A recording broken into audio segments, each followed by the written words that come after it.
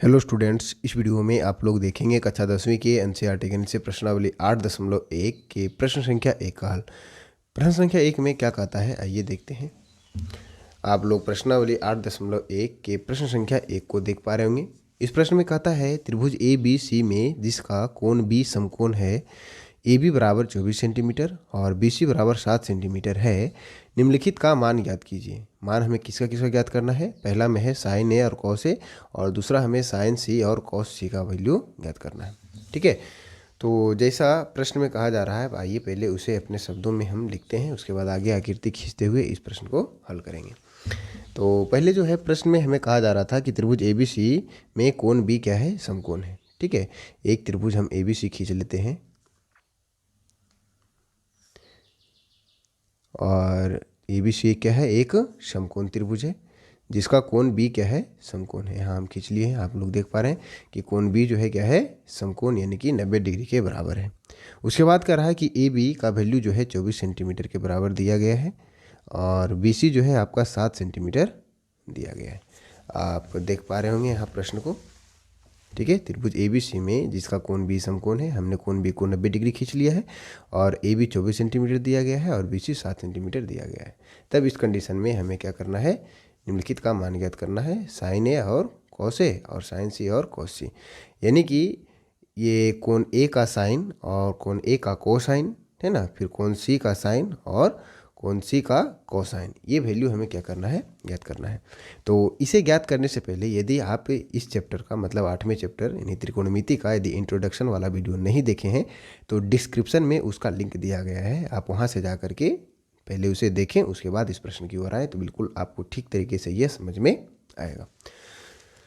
तो ये हमें प्रश्न में दिया गया था, जो दिया है पहले लिखते हैं उसे कि समकोण त्रिभुज ए बी सी में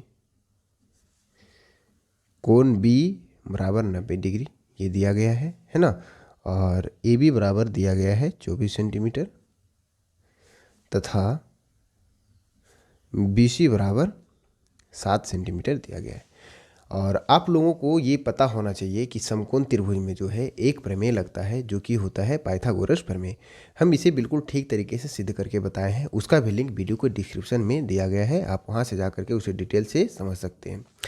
और समकोण त्रिभुज में पाइथागोरस प्रमेय के द्वारा क्या कहा जाता है कि कहता है पाइथागोरस प्रमेय कि किसी समकोण त्रिभुज में कर्ण का जो वर्ग होता है अन्य दो भुजाओं के वर्गों के योग के बराबर होता है।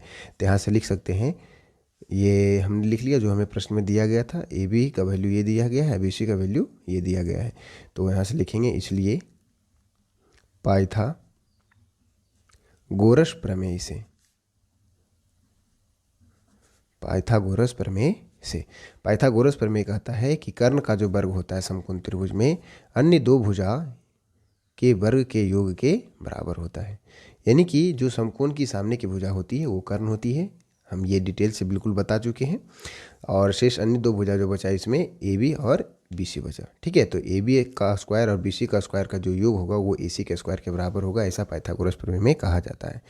तो हमें यहाँ ए सी का वैल्यू ज्ञात नहीं है, लेकिन प्रश्न में हमें ए बी और बी सी का वैल्यू दिया गया है, तो इस आधार पर हम ए सी का वैल्यू निकाल सकते हैं। तो ए सी स्क्वायर बराबर हम लिख सकते हैं ए बी का स्क्वायर यानी कि 24 का स्क्वायर और प्लस में बी सी यानी कि 7 का स्क्वायर।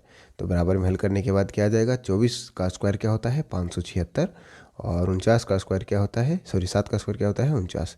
जब इन दोनों को जोड़ देंगे तो क्या आ जाएगा? 625। तो ए सी स्क्वायर का वैल्यू हमें 625 के बराबर आ गया, तो यहाँ से ए सी का वैल्यू निकालेंगे तो 625 अंडर रूट में चला जाएगा। तो ए सी का वैल्यू जो है क्या निकल के आ जाएगा? 25 का स्क्वायर 625 होता है, मतलब ए सी जो है 25 सेंटीमीटर के बराबर निकल के आ गया। ये चीज़ क्लियर है।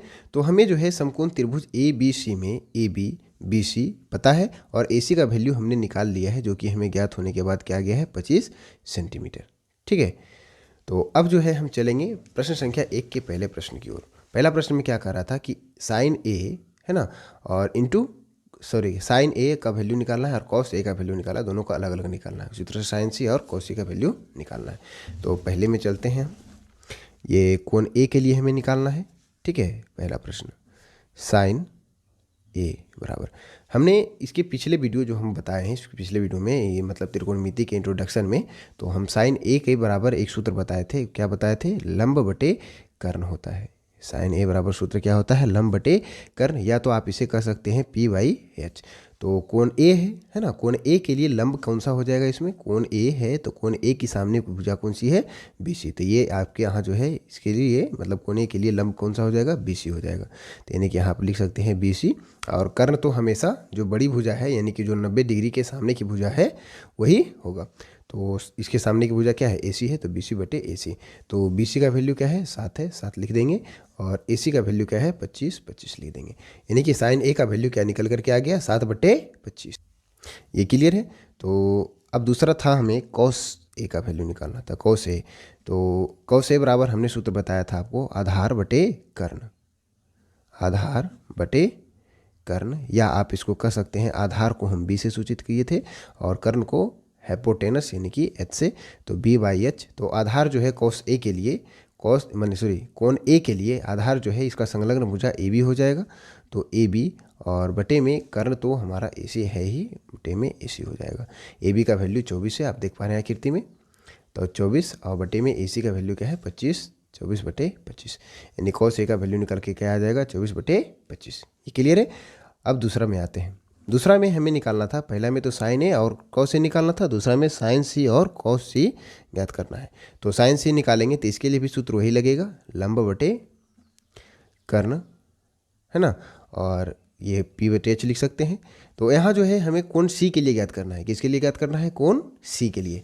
तो इस कोण के लिए जब हम ज्ञात करेंगे तो इस कोण के लिए जो है इसके ठीक सामने की भुजा यानी कि AB जो है क्या हो जाएगा? लंब हो जाएगा। कोण C के लिए AB क्या हो जाएगा? लंब हो जाएगा। ठीक है। तो यहाँ से जो है मतलब लंब हो गया AB, तो ये लंब है, तो पहले AB, और बटे में कर्ण क्या है? कर्ण तो AC ही है, बटा में AC रहेगा। तो AB हमारा क्या है? 24 है, यानी कि 24, और AC क्या है? 25। तो 24/25 हो जाएगा साइन C का वैल्यू, और कॉस C निकालना है। ठीक है, प्रश्न में दूसरा जो है तो कॉस C, कॉस का वैल्यू आधार बटे कर्ण होता है सूत्र में, और इसे B/H हम लिख सकते हैं।